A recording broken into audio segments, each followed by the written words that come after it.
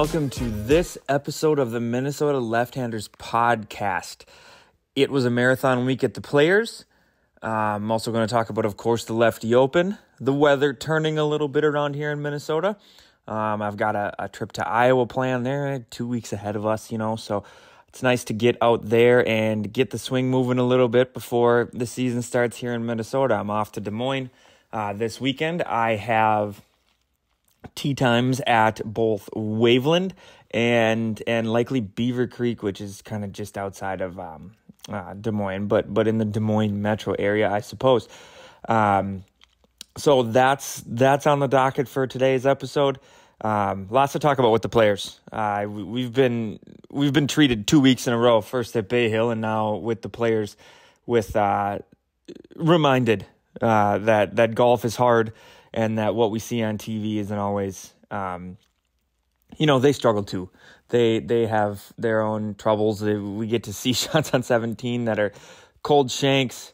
They really have to be smart about the shots they hit. They got to play them all. That's where I think we see the separation of pro versus amateur.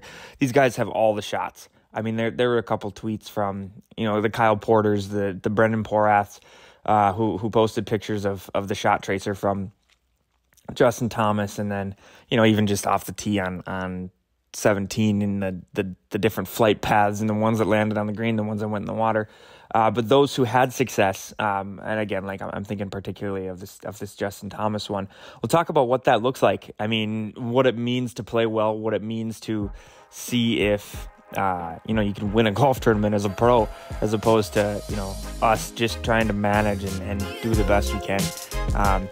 So we'll talk about that a little bit. And, here we go.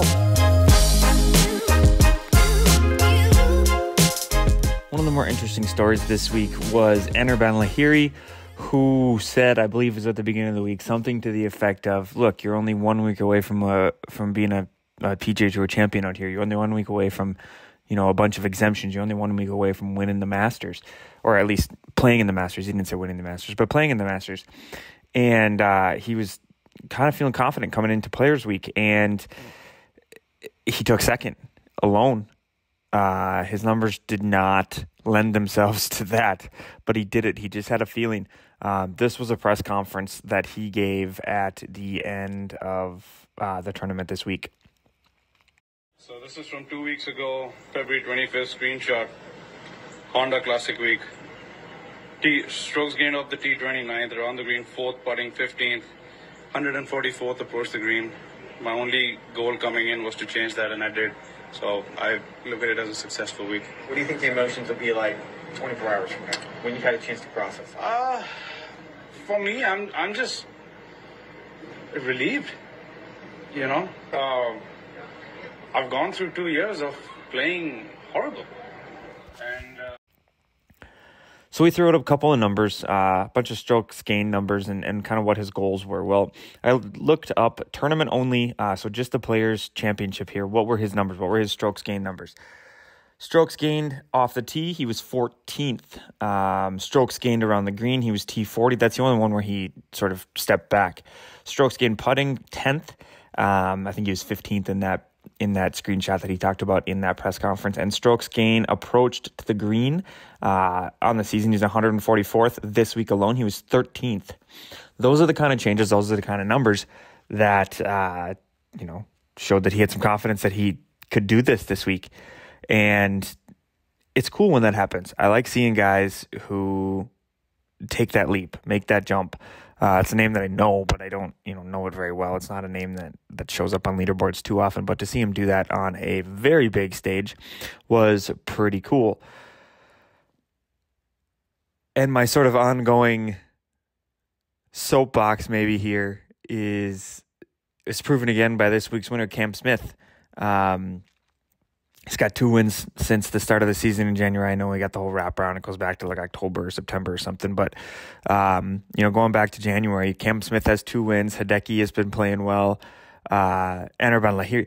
The President's Cup is not the shoe-in that it always has been. You got Adam Scott wearing the same sweater 4 days in a row because he was superstitious and playing well a couple weeks ago, last week, maybe even at Bay Hill.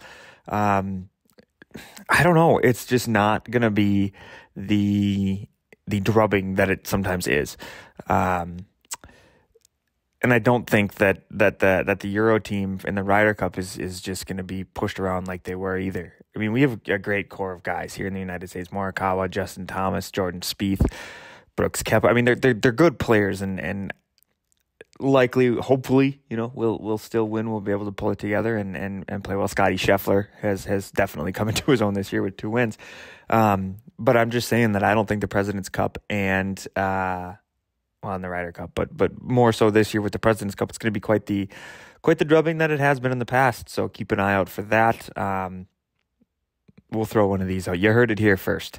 President's Cup will be a closer match than it definitely has been in the past, and one that we talk about. I do think it's going to be quite a fun tournament for the first time in a long time.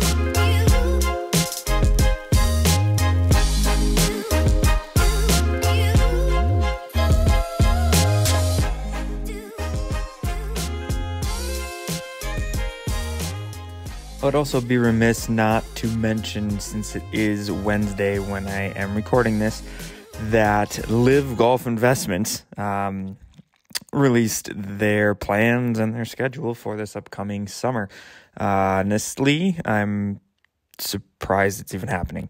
I thought once Bryson and DJ and some of those guys, especially sort of later in the game when they sort of started saying, I'm sticking with the tour, I honestly thought it was dead. I thought there's no way that it would go. I thought, they're going to have to go back to the drawing board, come back, bigger and better than ever next year or something. But it looks like it's a go.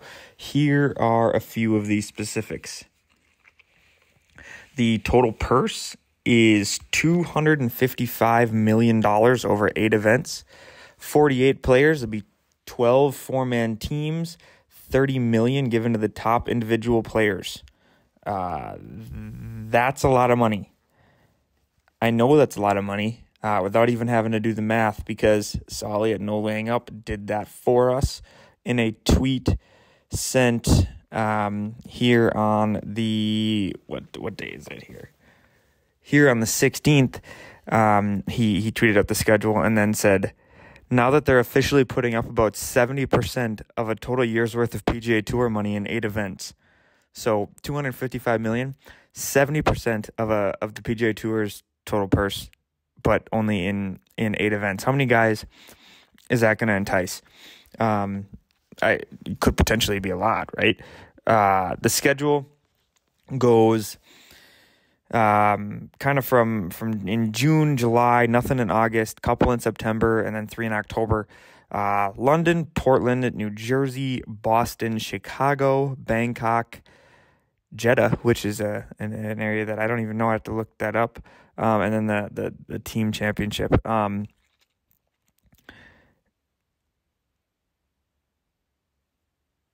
What's crazy here is that we still don't have any names. I can't believe that we don't have any names. I'm baffled that we have a start date. June 9th through the 11th is the first one at Centurion Golf Club in London. And I'll put that out on my Twitter and my Instagram as well. But I just can't believe that we have a schedule that starts in like 3 months and we don't have names. We don't know. We don't know who's going to go. There's supposed to be 48 guys. Who are these 48? I can't imagine. If it is guys of the Charlie Hoffman ilk, the Ian Poulters, the whatever, like I can't imagine it's going to draw any eyeballs. And also, what tournaments match up with those on the PGA Tour, with those weeks? And what does this mean for broadcasters? What are they going to show? What are we going to be watching on TV? Is it going to be like when the DP World Tour is on and, there's a PGA Tour event in prime time? I don't know, but at the same time, you look at this and go Chicago, Boston, Portland. Like, these could be on our TVs and we could be missing PGA Tour events those weeks. It will be really, really interesting to see how this pans out.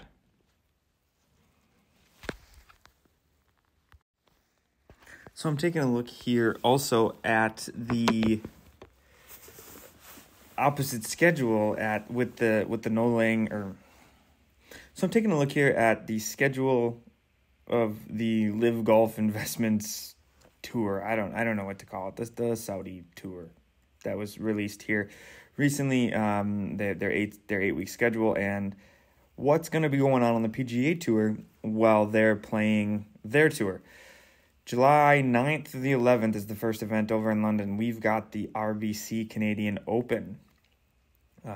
Not a huge draw. I mean, the thing that's going to be hard about this is that we've already got TV contracts and things with the PGA Tour. Who's going to go to this Saudi league if they want to be on TV? Like, what channel? Who's going to carry this? Bryson's not going if he can go somewhere on the PGA Tour and get himself on TV. His sponsors aren't going to want that. So I don't know. July 1st through the 3rd is the John Deere Classic TPC Deer Run, Illinois. I don't know. Not another one that doesn't really stand out. July 29th through the 31st. Hey, nothing to compete with the 3M Open here at TPC Twin Cities the weekend before, but that third event with the Saudi Tour matches up with the Rocket Mortgage Classic out in Detroit. September, that's right, August is like off. September 2nd through the 4th. September 2nd through the 4th.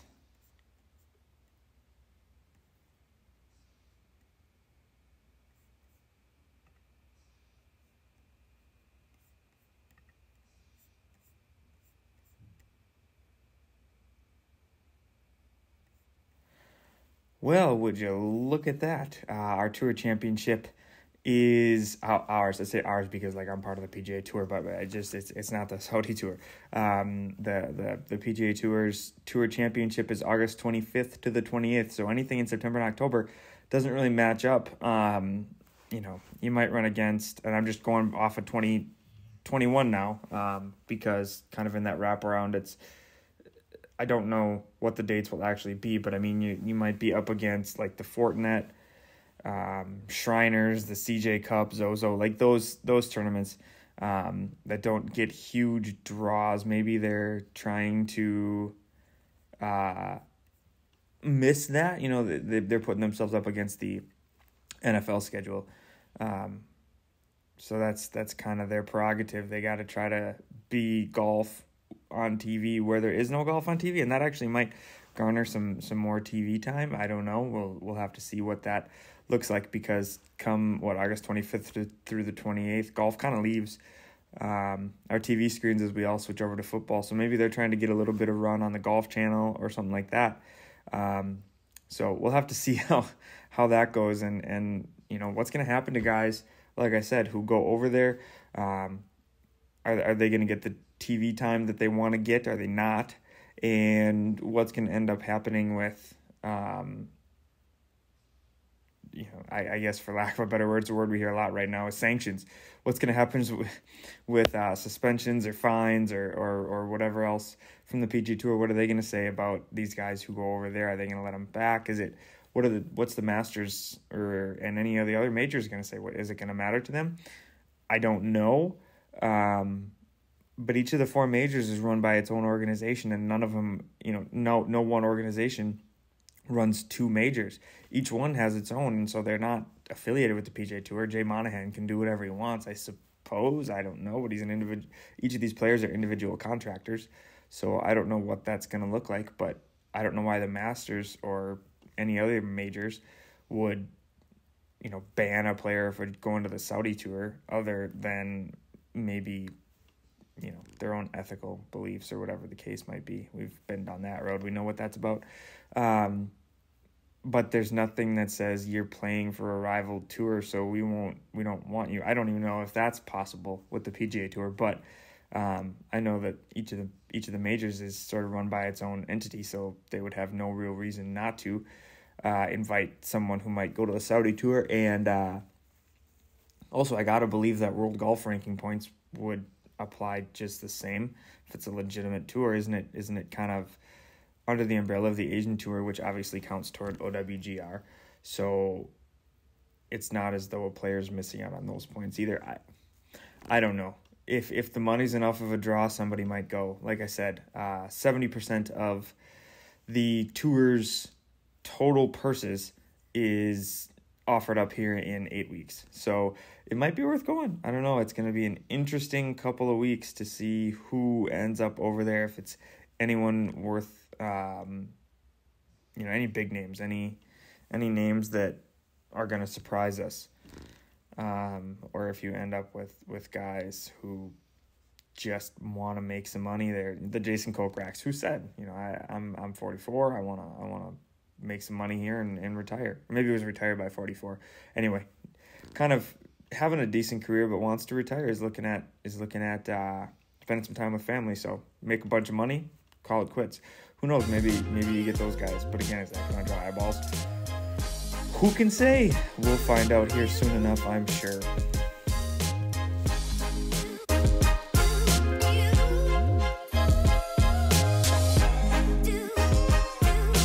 All right, I am off to Iowa this weekend, going to head down to Des Moines. They're about 2 weeks ahead of us as far as weather goes. So they got courses opening up here the 16th and 17th today and tomorrow as I record this, but I'm going down this weekend. Going to play Waveland in Des Moines, municipal course. They boast being the oldest course west of the Mississippi, although if you watch Tourist Sauce Season 6 out in Oregon from the No Laying Up crew, they played Gearhart, which claims, I think, to be the oldest course west of the Mississippi as well. Maybe a little qualifier of oldest municipal course is what Waveland says. I don't know. Ask Big Randy. He's played both. Maybe he's got a little insight for us. But I like Waveland. I was there a couple years back. It is not what you think of when you think of Iowa as far as flat and whatever. Waveland is aptly named, we'll put it that way. My Saturday round, I don't know where I'm going to end up yet. I still am trying to figure that out. Beaver Creek is a course out in Grimes, Iowa, just kind of out a suburb maybe of Des Moines, where 27-hole facility, played there once before too. Decent course. It's a lot of golf, and that's what I want as I kick off the season. Probably post some pictures of a couple aspects of each of these courses. I like to get a logo ball, put it on my rack, and maybe give a quick recap once I get back and have a chance to cut another podcast after that. Lots happening in this episode here. Crammed a lot into a short amount of time. You got LIV Golf kicking off, my trip to Iowa. The Players Championship, which at this point I didn't talk a ton about. I wanted to talk about Anirban Lahiri because, we've all heard a ton of. We knew that the weather was going to be a factor. We know that it was a marathon. We know that Cam Smith won. We if you watched on Saturday, and even if you didn't, you've probably seen all the clips of people missing the green on 17 there. So just kind of Players Championship overload. I didn't want to do that, but I did think that Anirban Lahiri information was kind of interesting.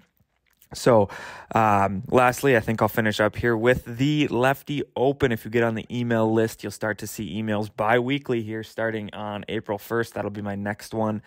April 1st and the 15th, and then May 1st and the 15th, and so on and so forth, because I want to get that information out there. I'm also going to post a flyer on Facebook in the Golfing Minnesota page very soon here, so be ready for that. Be looking for that.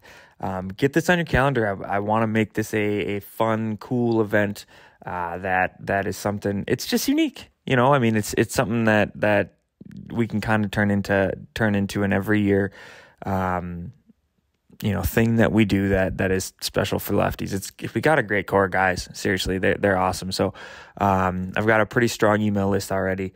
They've built this thing into something that I could never do. I'm just going to try to continue it. But I think we can grow it even bigger, and we can leverage social media to do that. So look for that coming up soon. We are on the National Association of Left-Handers Golf of Left-Handed Golfers website, That tournament is there. It will be in the Minnesota Golfer publication calendar as well. Maybe you'll even see a flyer at the bulletin board at your course. We'll see. I'm going to try to get a few of those out this year too. Anyway, thanks for listening, and check back soon for more episodes.